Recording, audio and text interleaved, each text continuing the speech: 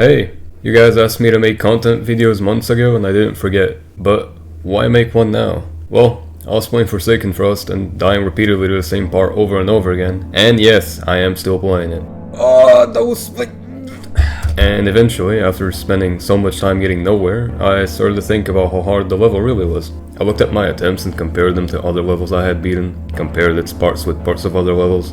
I asked several other players, but what the f is that? No matter what, I could never find a definitive answer. It didn't take me long to realize I wasn't alone, as throughout the history of this game, players have failed to understand the difficulty of the levels they play. You know, maybe they underestimated themselves, maybe they were just biased, maybe their skill set was better for that specific level, or maybe it was worse, maybe they got lucky, or maybe they got unlucky. Whatever the case may be, I was having the same problem, so I wondered, what if I tried to determine difficulty objectively? Is it even possible? Since I know machine learning, I figured I could answer the question and make a very original video out of it, so here we are. Obviously, I need to explain how this is going to work, but I'll keep it simple. Think of it like this. You have lots of pictures of frogs and toads. You can tell most of them apart, but not all of them. Thankfully, you have a black box called model that learns the patterns in these pictures and tells you what they are. So, you give it the pictures you know, which is your training data, and the model learns from it. Then, you give it the remaining pictures, and the model gives you the name of the species, which are your classes for each photo. For our Geometry Dash problem, we'll give the model information about our Geometry Dash levels and then have it determine how hard they are by finding their place on the daemon list. The information we're looking for is anything that could be a measurable indicator of difficulty. I happen to choose 8 variables. You can try and guess them before I explain them. The most obvious one that you're probably thinking of right now are frame perfects.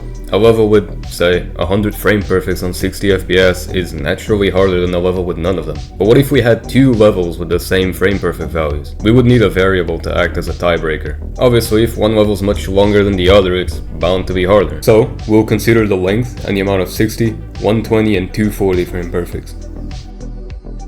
If you take a quick look at the daemon list as of today, you'll find another factor: visibility. Bubawamba is weak when it comes to frame perfects, in comparison to most of its neighbors of course, yet it remains so difficult because it's so dark. We'll add it into our list of features then. Players often argue that the enjoyment of a level can affect its difficulty, so we'll take that into consideration too. For our last variables, we'll consider whether or not the CVF mod is allowed and the maximum speed of a level, as they could work as tiebreakers between similar levels. We end up with a following list of features: 60 frame perfects, 120 frame perfects, 240 frame perfects, length, visibility, average enjoyment, CVF, and maximum speed. All of these variables come in different shapes and forms, but I'll handle all of that behind the scenes so you don't have to worry about it. Now, we need to focus on finding this information, so that we can fit this information into our model to then obtain our results.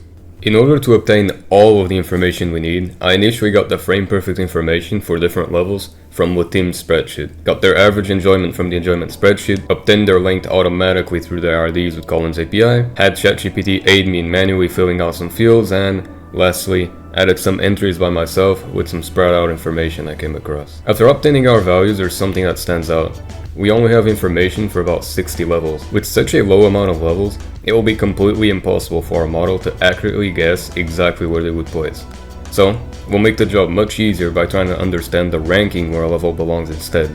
That is, whether it's top 1, top 5, top 10, top 20, all the way until top 150. I added some other levels to help too. So, what do we actually need to do?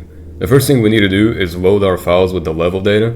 We also need all the columns that we'll use filled for the model, which they are because I typed everything myself. Then we need to select what's actually useful for our model. From this table we can tell frame perfects have a very good correlation with the ranking, meaning that normally the higher the placement, the higher the number of frame perfects, as expected. However, the average enjoyment, max speed, and visibility are quite bad. We'll take away the average enjoyment and the max speed, keeping the visibility for specific cases like Bubawamba. We can also create variable combinations, as you can see with ball_60fp. Don't worry about those mixes, I'll find the optimal ones behind the scenes. We should also make sure our values are mathematically optimized for the model, but to keep things simple, I'll skip over this part. Lastly, we split our levels into training and test data for the model and see the results. We're gonna use 80% to train and 20% to test. There's a better way to do the split, but we're gonna keep it simple. Let's see what we get. Our first results are pretty underwhelming. Let me explain what's going on. We can see that our predictions are divided into 3 categories. 27% of them are considered perfect, 67% of them are good, and 33% of them are wrong. Let me explain what each of those mean. Perfect predictions are cases where the model guesses exactly where a level should be. For example, if it says Tartarus is a top 60, which it is, then it's considered a perfect prediction. Good predictions are predictions where the model is slightly off. For example, if it considers Tartarus to be a top 50, then it should be considered a good prediction. Wrong predictions are all the other predictions. In this specific case, if it were to call Tartarus a top 40, or maybe a top 75, that would just be wrong. Clearly our results aren't the greatest. This is not because we picked the wrong variables, but simply because we don't have enough data. If we look at our classes, we can immediately see that we only have 2 top 60s and 3 top 50s. This is nowhere near enough for our model to understand what they are. If it were, I mean, we'd be golden. By simply removing a top 50 from our data for testing, our model will receive far less training for top 50s, so it will struggle to predict them. And the same goes for any other class. To make up for this, I merged the rankings with very little entries, added a lot of arbitrary entries based on my own game knowledge, fine-tuned the model, which I won't get into, searched for and added about 20 more rated and unrated levels to the dataset, alongside a new variable that's much harder to obtain, clicks. To find the amount of clicks for every single level in the dataset, I had to manually go through countless completions, my own macros, and the depths of Geometry-YouTube, but I believe it was worth it. After those changes, we can now see our model gives us much greater results. Now almost 80% of our predictions are accurate and half of them are flawless. We can see exactly the predictions it's making, and although there is a margin of error, there are some funny conclusions we can draw out of this. Zoink has a funny history of underrating his verification. For example, 2 years ago he called Tunnel Despair top 30, and nowadays it's top 12. I knew the same would happen with defeated circles, so I considered it a top 20 instead of 50. But even then the model thinks I'm underrating it. Honestly, I wouldn't even be surprised. It also shows that I put some actual values wrong, as for example Zoink thinks Exasperation is top 1, like the model does, but I put it at 5 originally. Because the top 50 to 150 range is merged to one entire category, and the model relies heavily on frame perfect count, it can output crazy opinions like Amalgam at top 30, simply because it has more frame perfects than the average top 50 to 150 level. Finally, it also answers my question regarding Forsaken Frost, calling it either 10 or 20. So this version, at the time of making this video, is probably around 15. I said finally, but something else came up. While finishing this video, Blood Echo finally got rated after about a year of being verified, and someone already beat it. Why is this relevant? Well, we have 2 difficulty opinions here. Slywork, who somehow thinks it's top 200, and the Victor, who thinks it's harder than Zodiac. So at least top 80. If you know a thing or two about Slywork, you already know who's right, but why not put the model to the test and let it decide instead? As expected, the model thinks it's around top 40, and unlike Slywork, it never even played the level. So I guess it can actually come in handy sometimes. So, looking back on my original question, can we measure difficulty objectively? We can, but not perfectly and only for the 40 hardest levels.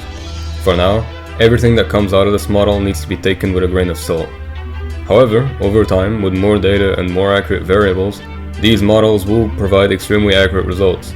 And yes, I did say more accurate variables. For a very long time, the Geometry Dash community has resorted to using frame perfects as a blunt measure of difficulty, so I chose to use it to have enough data. That doesn't mean we can't do better though. As you know, nobody actually plays these hard levels on 60 FPS. They're played on 240 FPS, the polling limit. The equivalent of a 60 FPS frame perfect on 240 FPS is a 4 frame timing. However, for reasons I won't get into, a 60 FPS frame perfect is not always a 4 frame on 240 FPS. For example, it could be 5, 6, or even 1 frame, so this variable isn't realistic. Ideally, we'd use the actual frame windows on 240 FPS, so the amount of 1, 2, 3, 4, and 5 frames on 240 FPS. But yeah, that's about it. Sorry if the video was a little confusing, I'm not really used to making this type of content. But anyway, all the footage and songs will be in the description. If you have any questions, you can feel free to ask me. But now I'll go back to wasting my time with a level I can't beat. So see ya and have a good one.